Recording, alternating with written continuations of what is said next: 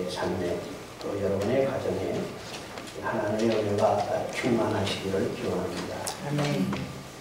여러분, 하나님께서 우리에게 2010년의 해를 주셨습니다. 어떤 한 해가 될 것 같습니까?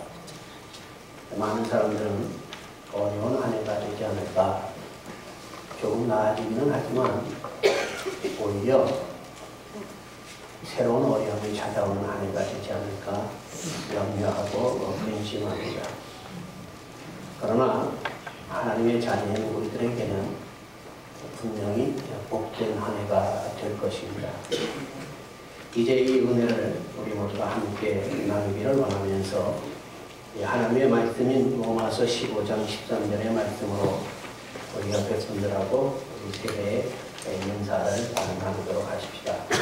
아마 이 앞에 우리 로마서 15장 13절의 말씀이 이 앞에 있습니다. 여러분 성경을 찾으셔도 좋고요. 앞에 말씀을 보셔도 좋고 우리 옆에 분들에게 우리 축복하는 마음으로 이 말씀을 함께 우리 받도록 하겠습니다. 소망의 하나님이 모든 기쁨과 평강을 기만해서 너희에게 충만하여서 성령의 능력으로 소망이 넘치게 하시기를 원하노라. 한 번 더 축복하는 마음으로 우리 함께 받도록 하겠습니다. 소망의 하나님이 모든 기쁨과 평강을 기만해서 너희에게 충만하여서 성령의 능력으로 소망이 넘치게 하시기를 원하노라. 아멘. 여러분들에게 은혜를 주셨습니다. 또 여러분들이 이 은혜 안에서 축복하며 살아가게 해주셨습니다.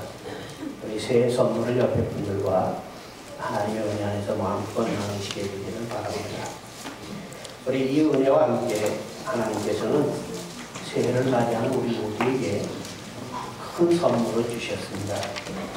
바로 그 선물은 이 앞에 배너에 기록되어 있는 우리 교회의 한 해의 표어로 주신 말씀입니다. 후에 믿어 영생을 얻는 자의 복이 되어 이 아름다운 삶을 하나님 우리에게 선물로 주셨습니다. 이 아름다운 삶을 살아가도록 우리에게 생활을 허락해 주십니다. 이 하나님의 귀한 은혜 안에서 생활을 맞이하고 또 맞이하게 되는 여러분의 2010년의 복된 한 해가 되시기를 바랍니다.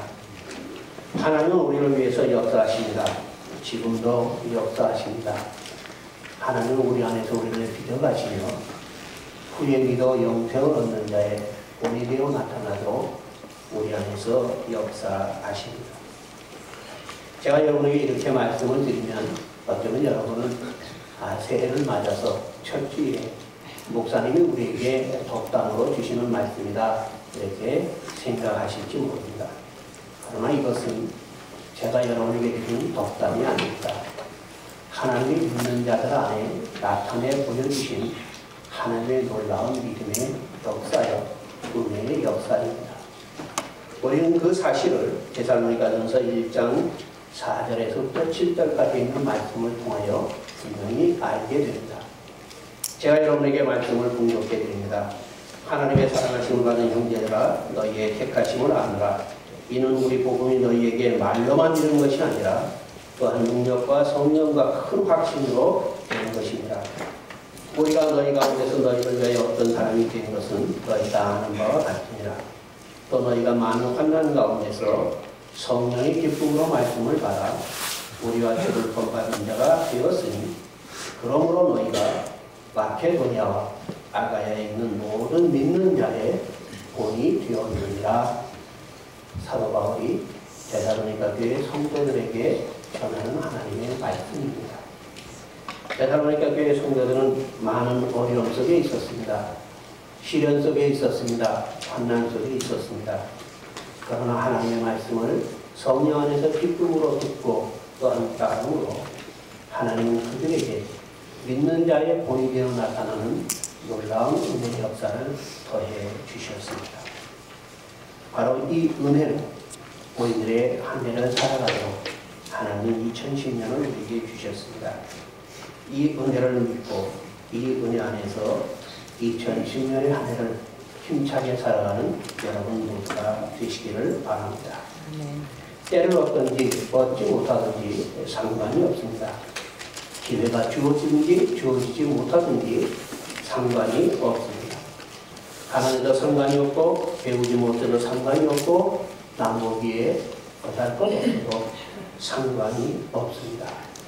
이 말씀을 붙들고 나가기만 하면 하나님 우편에서 역사하시며 우리의 작은 삶이 후에 믿어 영생을 얻는 자의 본이 되도록 하나님의 사랑의 역사를 우리의 삶을 통하여 나타내 주실 것입니다.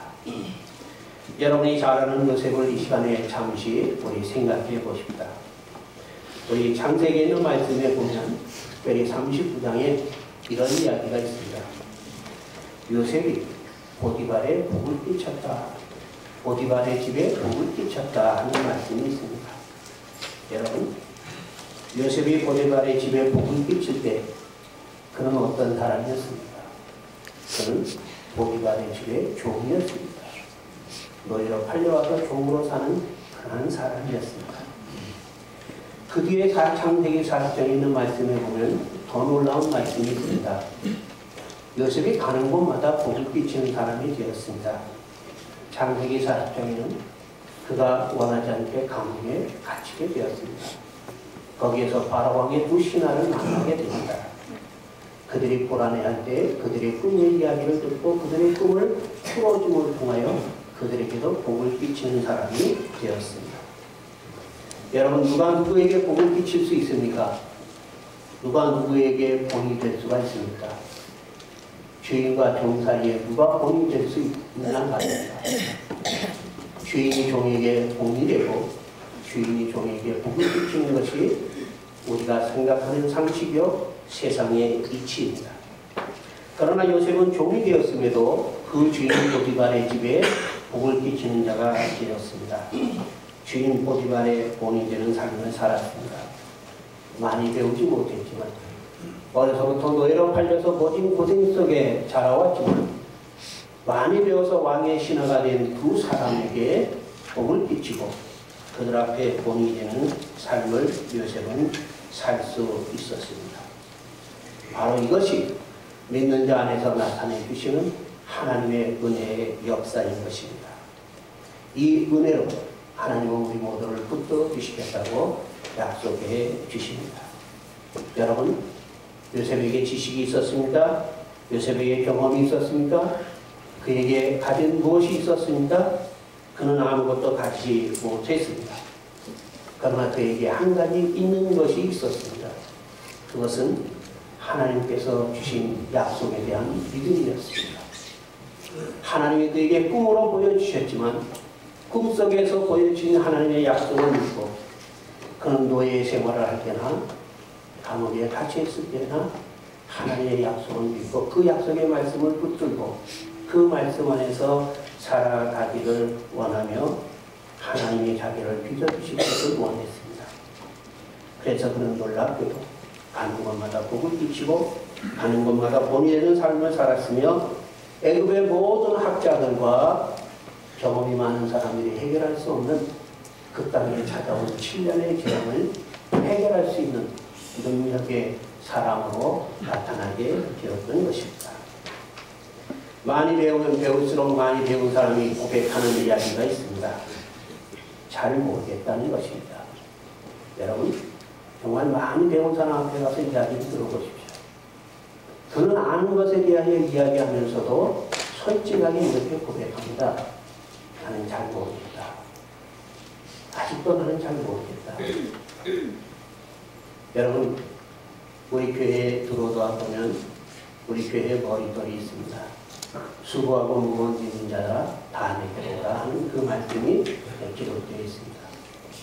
참 공교로운 인연이 아닌가 그렇게 생각이 듭니다. 그 머리털을 그 쓰신 분이 저하고 사돈이 됩니다. 나름대로 한국에서 꽤 유명한 그 서예가입니다. 이분이 70대 후반에 서예전을 열었습니다. 제가 거기에 그 구경을 갔습니다. 사돈이 왔다고 그분이 저한테 와서 저에게 묻습니다. 젊은 사돈 보시기에 알겠느냐고. 그래서 제가 그랬습니다. 잘 모르겠습니다. 그랬더니 가슴을 쓰려면서